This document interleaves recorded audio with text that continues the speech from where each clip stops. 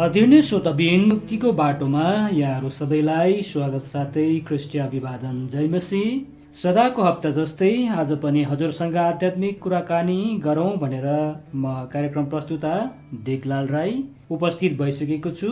आदरणीय श्रोता, आजको कुराकानीको शीर्षक चाहिँ अनन्त जीवनको बारेमा हामी कुराकानी गर्नेछौँ। अनन्त जीवन अथवा इटर्नल लाइफको बारेमा कुरा गर्नेछौँ र अनन्त भन्ने बित्तिकै असीमितपना, जीवनको गुणस्तरपना, परमेश्वरीय किसिमको जीवन वा पाप र दियाबलसको शक्तिबाट स्वतन्त्र भएको जीवन वा परमेश्वरलाई चिन्नको लागि संसारिकपनबाट मुक्त भएको जीवनलाई चाहिँ अनन्त जीवन भनेर भनिन्छ। बाइबल धर्मशास्त्र यूहन्नाको 17 अध्याय 3 पदमा यसरी लेखिएको छ, अनन्त जीवन यही हो कि तिनीहरूले तपाईँ एकमात्र सत्य परमेश्वरलाई चिनुन् र तपाईँले पठाउनु भएको येशू ख्रिस्टलाई चिनुन्। आदरणीय श्रोताबिन, यस अर्थ के भन्न सक्छौँ भनेदेखि अनन्त जीवन भनेको ख्रिस्ट येशूमा विश्वासद्वारा हामी परमेश्वरको मौलिक जीवनमा सहभागी भएपछि साँचो विश्वासीहरूले पाउने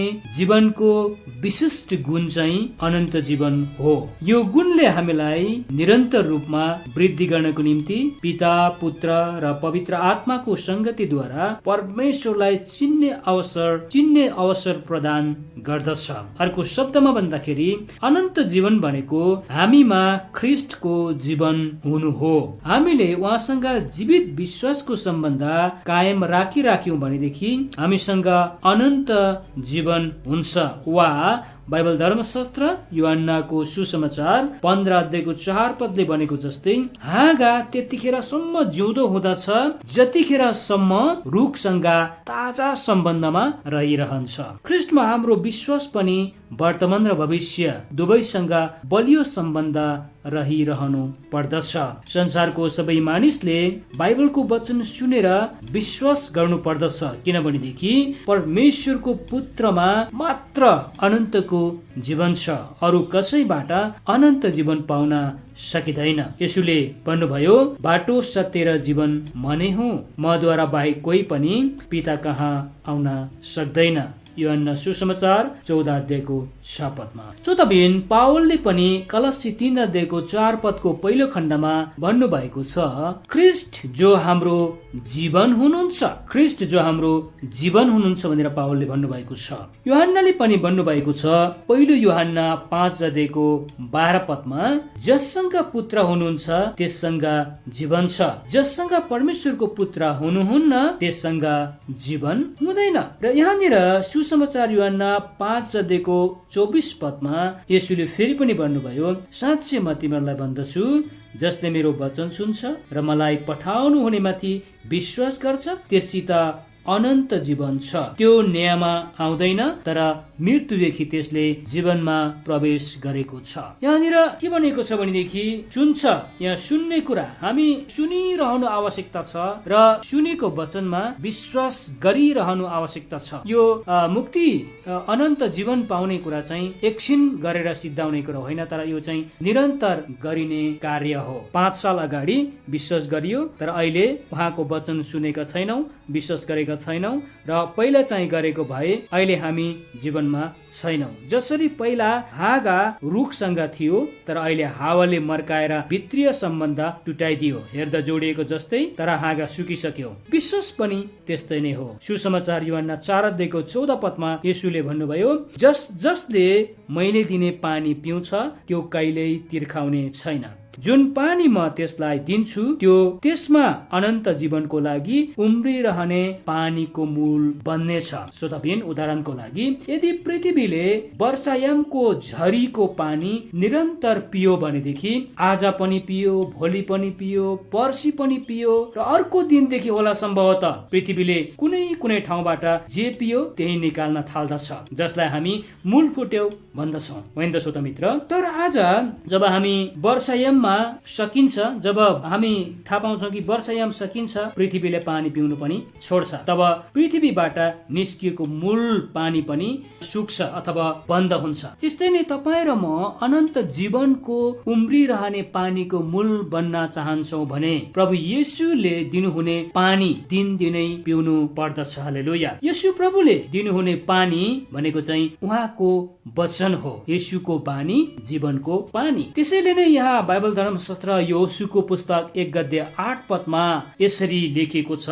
व्यवस्थाको यो पुस्तक तेरो ओठबाट नहटोस्, तर त्यसमाथि तैले दिन रात ध्यान गर्नु अनि त्यसमा लेखिएको सबै कुरा होसियारी साथ पालन गर्नु र तेरो सबै मार्गहरूमा तैले उन्नति गर्नेछस् र सफलता पाउनेछस्। 9 पदमा हेर्छौँ भनेदेखि, तँलाई मेरो आज्ञा छ, बलियो र खुबै साहसी हो, नडरा, निराशा नहो, किनकि त जहाँ गए पनि परम प्रभु तेरा परमेश्वर तेरा साथमा हुनुहुनेछ।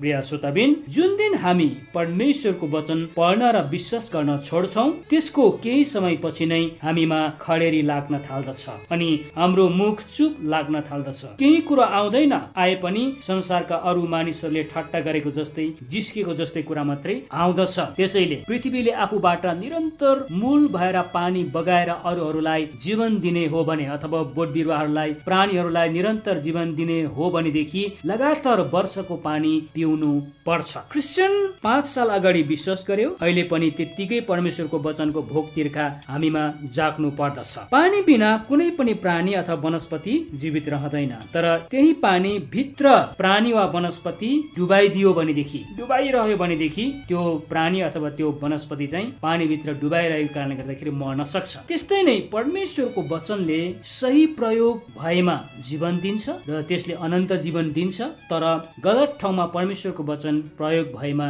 झुट्ट शिक्षा सुरु हुन्छ र झुट्ट शिक्षाले चाहिँ नाश पार्दछ। प्रभु येशू ख्रीष्टले भन्नुभयो यूहन्ना 7:38 जसले ममाथि विश्वास गर्छ, धर्मशास्त्रले भने अनुसार त्यसको अन्तस्करणबाट जिउँदो पानीका खोलाहरू बगी निस्कनेछन्। 37 पद पनि हामी पढौं, यदि कोही तिर्खायो भने त्यो म कहाँ आओस् र पियोस्। यहाँनिर जिउँदो पानीको खोलाहरू बगी निस्कन अगाडि प्रभुले भन्नुभयो कोही तिर्खायो भने म कहाँ आओस् अनि पियोस्। है, यहाँनिर हामी के देख्छौँ भनेदेखि जीवनको पानी हुनको निम्ति पहिला प्रभु यीशु ख्रीष्ट कहाँ गएर तिर्खाउनु पर्यो, भोकाउनु पर्यो अनि पिउनु पर्यो, खानु पर्यो। यहाँनिर नेपाली उखान के भनिएको छ भनेदेखि खोला धाउँछ कि तिर्खा धाउँछ? यसको सही उत्तर चाहिँ तिर्खा हो। यहाँ पनि परमेश्वरको वचन खोज्ने, पढ्ने, बुझ्ने, संगति जाने है र त्यो अनुसार काम गर्ने चाहिँ तपाईँ र मेरो काम हो, तपाईँ र मेरो जिम्मेवारी हो। आज येशूले भन्दै हुनुहुन्छ खोज र तिमीहरूले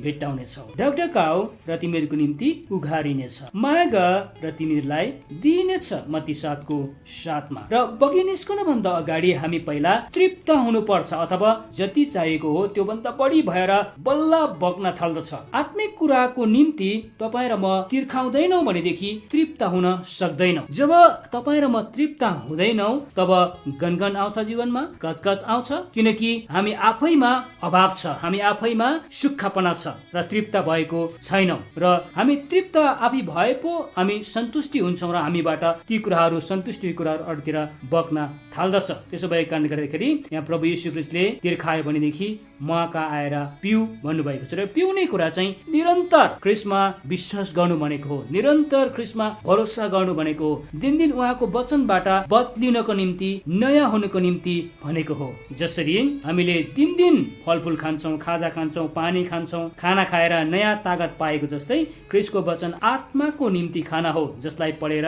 सुनेर हामी बदलिनु पर्दछ। र बदलिनु भनेको चाहिँ के हो भनेदेखि यशायाको पुस्तकमा हामी हेर्छौँ भनेदेखि 58:9 दोस्रो खण्डमा यसरी लेखिएको छ, यदि तिमीहरूले आफ्नो बीचबाट अत्याचारको जुवा फालिदियो, अरूहरूलाई औला ठाडो गर्न र ईश्वरपूर्ण कुरा बोल्न त्याग्यौ अनि सम्पूर्ण हृदयले तिमीहरूले आफैलाई भोकाहरूको निम्ति दियो र अत्याचारमा परेकाहरूको आवश्यकता पूरा गरिदियो भने तिमीहरूको ज्योति अँध्यारोमा चम्कनेछ र तिमीहरूको रात मध्य दिन जस्तै हुनेछ। र परिवर्तन भनेको चाहिँ वास्तवमा यही व्यवहार हो। यशायाको पुस्तकमा 58:11 भन्छ, परमप्रभु तिमीहरूलाई निरन्तर डोराउनु हुनेछ र घामको उखुम गर्मी परेको ठाउँहरूमा पनि तिमीहरूलाई सन्तुष्ट पार्नुहुनेछ र तिमीहरूको हाटहरूलाई बलियो पार्नुहुनेछ। तिमीहरू प्रशस्त पानीले भिजाएको बगैँचा र नसुक्ने पानीको मूल झै हुनेछौ। हालेलुया। र यहाँनिर प्रभु येशू ख्रीष्टले मर्कुस 3:13 र 15 मा 12 चेलाहरूलाई नियुक्त गर्नु भएपछि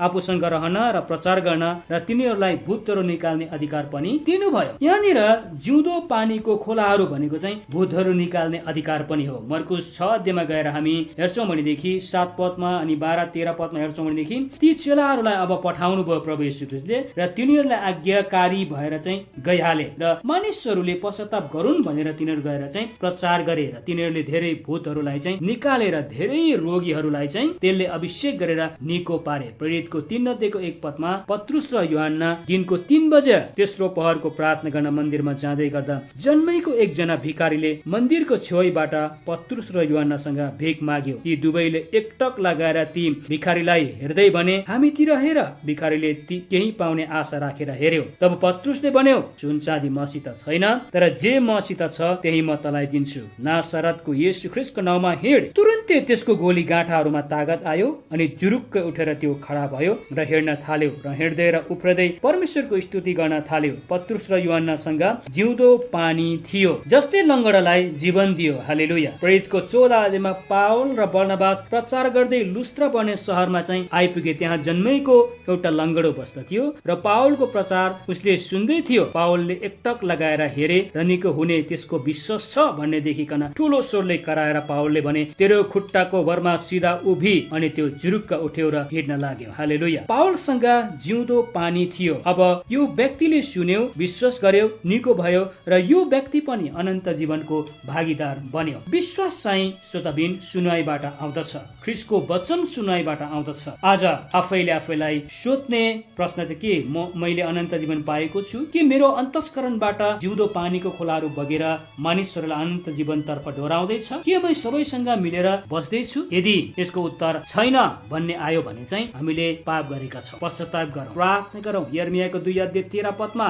परमेश्वर भन्नुहुन्छ, मेरो प्रजाले 2वटा पाप गरेका छन्। मलाई जिउँदो पानीको मूललाई तिनीहरूले त्यागेका छन् र पानी नरहने फुटेका कुण्डाहरू आफ्नो निम्ति खनेका छन्। आज हाम्रो भरोसा परमेश्वरमा राख्दछौँ भने हामी सधैँ तृप्त हुँदछौँ। तर हाम्रो भरोसा रुपियाँ पैसामा, पढाइमा, धन दौलतमा, मान सम्मानमा भएकोले हामी पुरै सन्तुष्ट हुन सकेका छैनौँ। कारण यो आउँछ फेरि अनि जान्छ। तर मूलसँग जोड्यौं भनेदेखि अनन्तसम्म हामी तृप्त भएर अरूलाई पनि तृप्त बनाउन सक्दछौँ। मूल भनेको चाहिँ प्रभु येशू ख्रीष्ट परमेश्वर हुनुहुन्छ। त्यसैले आज परमेश्वरको वचनले हामीलाई ती दियावालसको शक्तिभित्र नबस्न र स्वतन्त्र भएर परमेश्वरीय किसिमको जीवन जिउन भनिरहेको छ। वचन पालन गरौँ, शून्य मात्रै भएर आफैलाई धोका नदिउँ। प्रिय श्रोताबिन, यो जीवन तपाईँको हो र निर्णय पनि तपाईँको नै हो। यदि आजको कुराकानी सुनेर हजुरको मनमा अनन्त जीवनको भागीदार बन्ने कौतूहलता जाग्यो भने वा सुझाव सल्लाह पो दिनु पर्यो भन्ने लागेको छ भनेदेखि निसङ्कोच मलाई SMS गर्न सक्नुहुन्छ। SMS को लागि मेरो मोबाइल नम्बर 9842 93 12 44। हस्त श्रोता, यतिन्जेलको बाटो सुनेर साथ दिनु भएकोमा हृदयदेखि धन्यवाद। फरक कुराकानी लिएर म डिकलाल राई आउने नै